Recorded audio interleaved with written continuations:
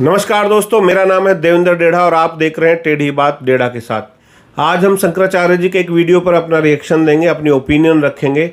मैंने जब ये वीडियो देखा तो मुझे लगा कि शंकराचार्य जी से जो सवाल पूछा गया, शंकराचार्य जी उस सवाल से बचते हुए मुझे दिखाई दिए। उनसे सवाल पूछा गया था कि जाट समाज क्षत्रिय है या शूद्र, लेकिन उन्होंने इस बात का जवाब नहीं दिया। वीर मान लिया, लेकिन पूरी वीडियो में उन जाट समाज के लिए एक बार भी क्षत्रिय वर्ड का प्रयोग नहीं किया।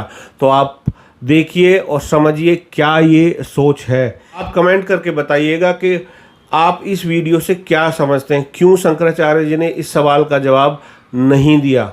जिस पद पर है, सामाजिक, धार्मिक और राजनीतिक मुद्दों पर बड़े मुखर होकर बोलते भी हैं, तो ऐसा नहीं है कि वो जाट और जाट हिस्ट्री के बारे में नहीं जानते हैं, लेकिन बिना उस सब का जिक्र किए वो इस सवाल से बचते हुए निकल जाते हैं। आदित्य सिंह टुंडला से आप पूछ रहे हैं कि क्या जाट जाति के लोग क्षत्रिय होते हैं या शूद्र, मार्गदर्शन करें।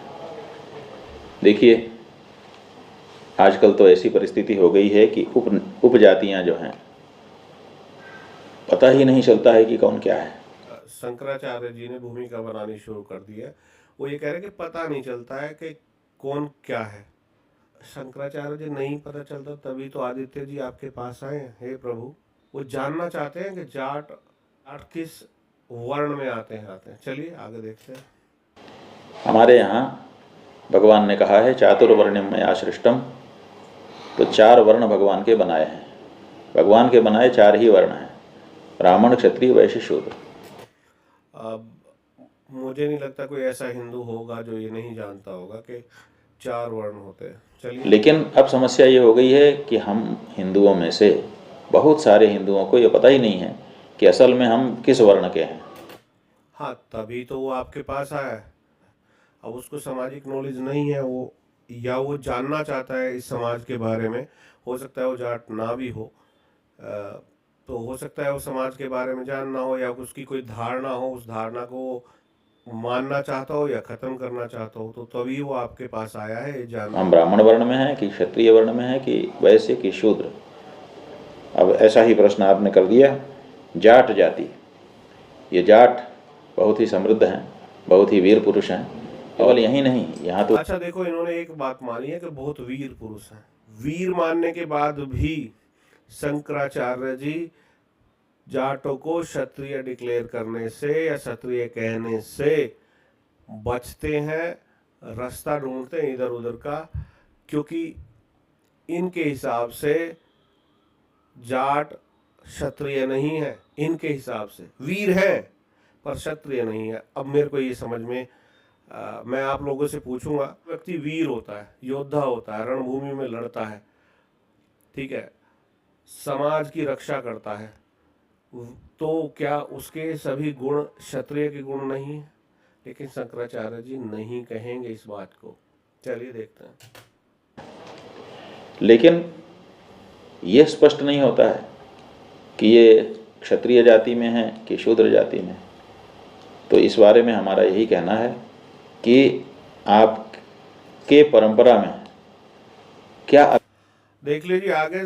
सर, जवाब हम कह नहीं सकते कि वो जाट जो है क्षत्रिय हैं या शूद्र हैं। अब आगे चले भी सुन लो भाई। अभिमान है? आपके बाप दादाओं ने बताया होगा ना कि हम लोग क्षत्रिय हैं।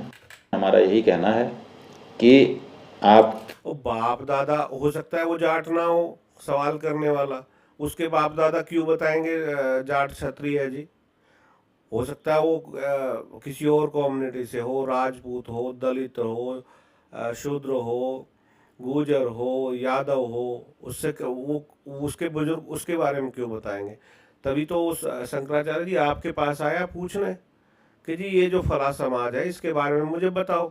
शंकराचार्य जी जो आपके पास सवाल करने वाला है वो जरूरी नहीं है जाट है, ठीक है, क्योंकि जाट ऐसा सवाल नहीं पूछेगा किसी से।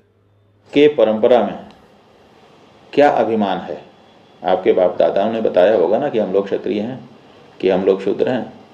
जैसा अभिमान आपको आपके परंपरा से प्राप्त हुआ है, उसी अनुसार अभिमान रखते हुए आपको अपना व्यवहार करना चाहिए और अपने बच्चों को स्पष्ट कर देना चाहिए कि हम अगर आप जाट हिस्ट्री के बारे में नहीं जानते हैं तो आप कह दें कि मुझे बहुत ज़्यादा नहीं पता है, पर पता होना चाहिए, कम से कम सामाजिक स्ट्रक्चर तो पता होना चाहिए। मेरा शंकराचार्य जी से यही सवाल है कि जाट का क्षत्रिय होने के लिए और कौन सा गुण होना चाहिए था। वो वीर है, खुद आप मान रहे हो।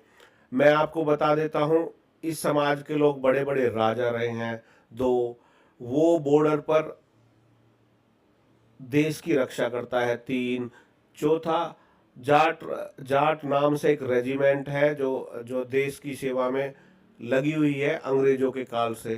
ठीक है, तो फिर मेरे को आप ये बता दो शंकराचार्य प्रभु जी कि ये सब गुण होने के बावजूद आप ये तो कह सकते थे कि देखो गुण उनके जो हैं वो क्षत्रिय वाले हैं, तो मैं तो उन्हें क्षत्रिय ही कहूँगा, पर आप नहीं कहेंगे क्योंकि आप क्षत्रिय मानते नहीं, आप किसी और समाज को क्षत्रिय मानते हैं। देखिए, सबसे पहले तो मैं क्लियर कर दूं कि मैं शंकराचार्य जी का बहुत सम्मान करता हूं। मेरा ज्ञान, मैं कोई ज्ञानी पुरुष नहीं हूं, एक आम आदमी हूं, लेकिन आम आदमी होने के नाते मेरा शंकराचार्य जी से सवाल तो बनता है पूछना कि आपके पास जब कोई सवाल लेके आता है तो आप सवाल से भाग कैसे सकते हैं। व्यक्ति का सीधा सवाल था, जाट जाति शूद्र है या क्षत्रिय। आपने जाटों को वीर माना एक, इसके अलावा आपने कोई बात नहीं की। आपको नहीं पता कि जाट समाज से कितने बड़े बड़े राजा हुए हैं। आप नहीं जानते क्या कि महाराजा सूरजमल ने कैसे मुगलों को नाको चने चबवाए थे। आप नहीं जानते कि जाट समाज जो है भारत की रक्षा बॉर्डर पर, पुलिस में और सब जगह कर रहा है। क्या आप नहीं जानते कि बहुत लंबे टाइम से जाट समाज की एक रेजिमेंट है। इस वीडियो से ये तो क्लियर था कि हाँ, शंकराचार्य जी इधर उधर भागते नजर आए और उन्होंने सीधे सवाल का सीधा जवाब नहीं दिया।